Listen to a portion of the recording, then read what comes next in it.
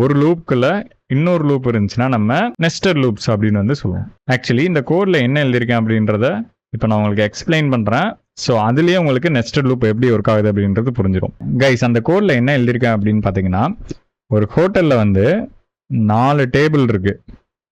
ஓகேங்களா? அந்த 4 டேபிள்லையுமே 4 கஸ்டமர்ஸ் இருக்காங்க. ரைட்டா?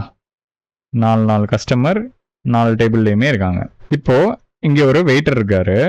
இவர் வந்து இவங்க எல்லார்கிட்டையும் போய் ஆர்டர் எடுக்கணும். எப்படி ஆர்டர் எடுப்பாரு? நார்மலா டேபிள் 1க்கு போவார்.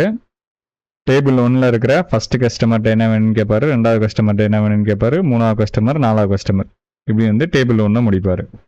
இப்போ டேபிள் 1ல் ஆர்டர் எடுத்து முடிச்சுட்டு நெக்ஸ்ட் டேபிள் 2க்கு போவார். ஓகேங்களா?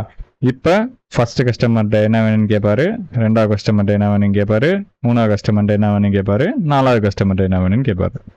ரைட்டா? இப்போ இதை முடிச்சுட்டு டேபிள் 3க்கு வருவார். ஓகே, டேபிள் 3க்கு வந்துட்டு ஃபர்ஸ்ட் கஸ்டமர்கிட்ட என்ன வேணும், செகண்ட் கஸ்டமர்கிட்ட என்ன வேணும், தேர்ட் கஸ்டமர்கிட்ட என்ன வேணும், ஃபோர்த் கஸ்டமர்கிட்ட என்ன வேணும் அப்படின்னு கேட்பாரு. ரைட்? இப்போ டேபிள் 3 முடிச்சிட்டாரு. இப்போ டேபிள் 4க்கு போவார். 4க்கு போயிட்டு அடுத்த எல்லா கஸ்டமர்கிட்டையும் என்னென்ன வேணும் அப்படின்னு வந்து கேட்பாரு. ஓகேங்களா?